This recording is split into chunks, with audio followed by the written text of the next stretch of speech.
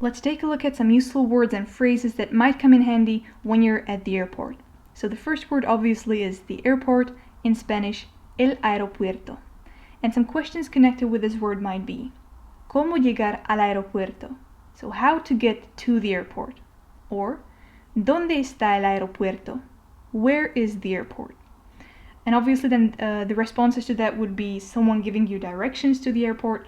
And I don't want to get into that directions part just yet because we will cover that in the next couple videos. So here I'll just show you how to ask questions and you'll get the responses in the next couple videos. Okay, so ¿Cómo llegar al aeropuerto? Or ¿Dónde está el aeropuerto? Another word which might come in handy and it's very international is the word terminal, or in Spanish, la terminal. So once you're at the airport, you might say, Busco la terminal 2, which means I'm looking for terminal 2. This is the verb buscar in the first person, and it means to look for or to search. So busco la terminal 2. Another question or another sentence that you might see with this word is the sentence, Esta terminal es para vuelos internacionales, which means this terminal is for international flights, or Esta terminal es para vuelos regionales, which means this terminal is for regional or national flights. Another very useful word is the word maleta, which means bag or suitcase. So once you're checking in and there's someone giving you a boarding pass, they might ask you, ¿Cuántas maletas tiene? So how many bags do you have? And you can notice that here the verb tener is in the third person. And I've explained when we first talked about presente de indicativo, or present simple, which is this tense right here. I explained that in Spanish, when you want to address someone formally, you address them with the third person. So if we had an S right here, if it said tienes, you would be asking your friend or someone who you know well, so someone you're addressing informally. ¿Cuántas maletas tienes? How many bags do you have? But if you want to address someone formally, so if it's someone older than you, someone whom you respect, you would talk to him in the third person, even though he is a you. Then the answer to that question could be tengo dos maletas or llevo dos maletas. So tengo dos maletas means I have 2 bags, and llevo dos maletas would be I carry 2 bags. Just like in English, you could use both. There's no real difference between them. Another useful thing that you might want to learn is eso es mi maleta or eso no es mi maleta, which means this is my bag or this is not my bag. Now many times you're traveling with a lot of bags which are heavy, so you might need some help from someone else. And a nice way to ask someone to help you would be one of these 2 sentences. ¿Puede ayudarme con las maletas, por favor? Which means, could you help me with the bags, please?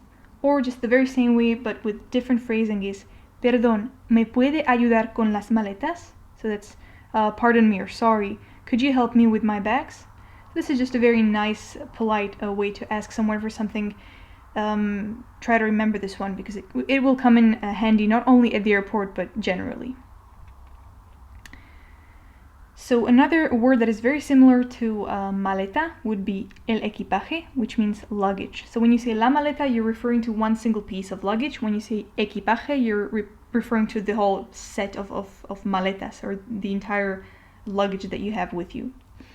So you could say mi equipaje no ha llegado, or mi equipaje no ha llegado ya, which means my luggage has not yet, arrived.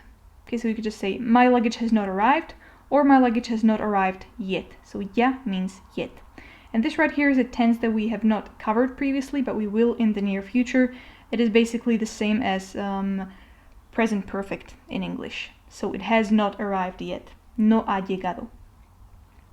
Another thing is, ¿Dónde puedo reclamar mi equipaje? Which means, where can I reclaim or get my luggage? And again, someone would then give you directions to go to that conveyor belt or whatever, someplace where you can get your luggage back.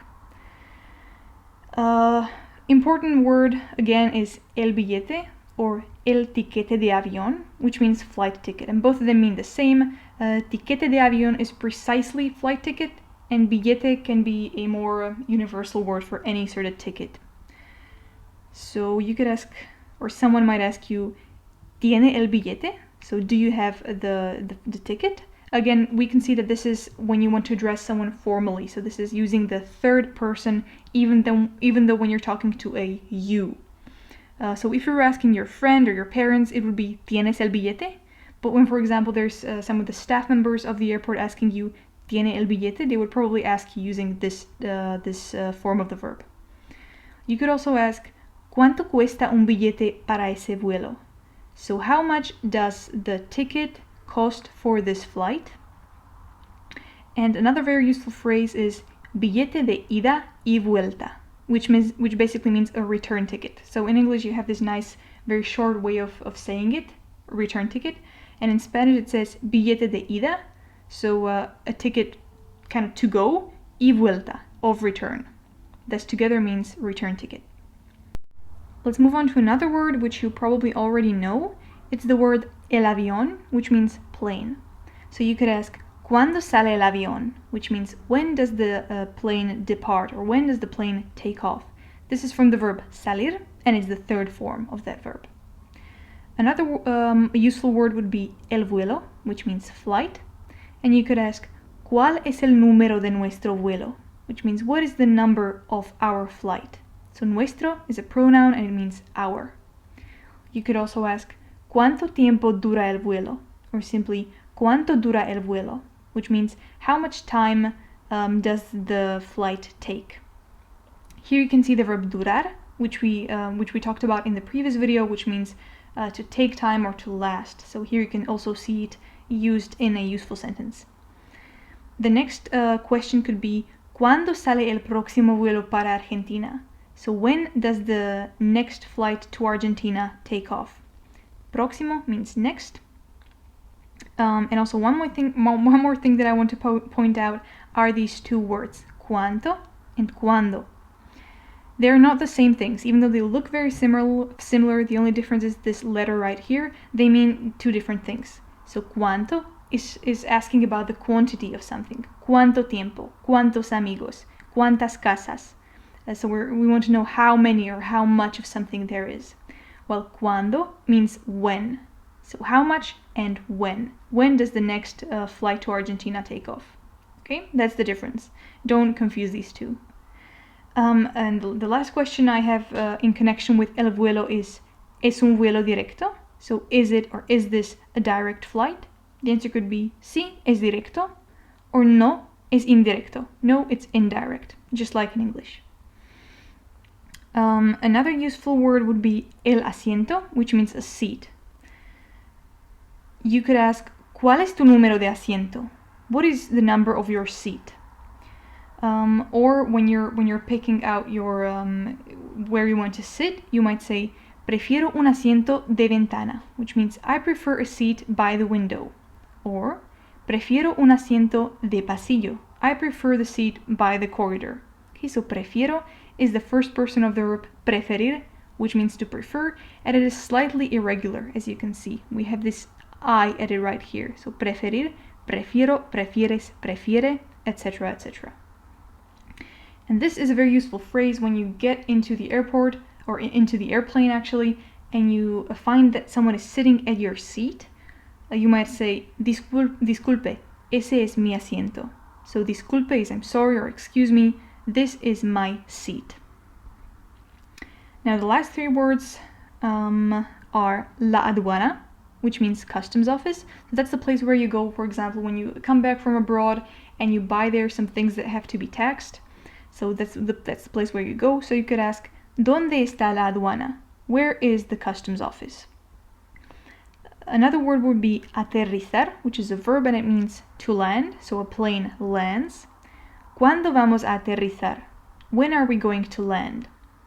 And the last verb you already know, and it keeps appearing in this unit. It means it is the verb viajar, and it means to travel. So you could either say viajo solo, which means I travel alone, or the opposite of that would be viajo con mi esposa, I travel with my wife. Viajo con mi esposo, I travel with my husband. Viajo con mi familia, I travel with my family. Or viajo con mis amigos, I travel with my friends. Notice that when all these things were in singular, we had the mi in singular as well, And once we had a noun that was in the plural, amigos, we also had to change the pronoun right here to a plural. So mi esposa, mi esposo, mi familia, but mis amigos, because there's more of them. Okay, so that was it. That was all I wanted to show you about the airport language and phrases and vocab. And in the next videos, we'll move on to the city and to giving and receiving directions.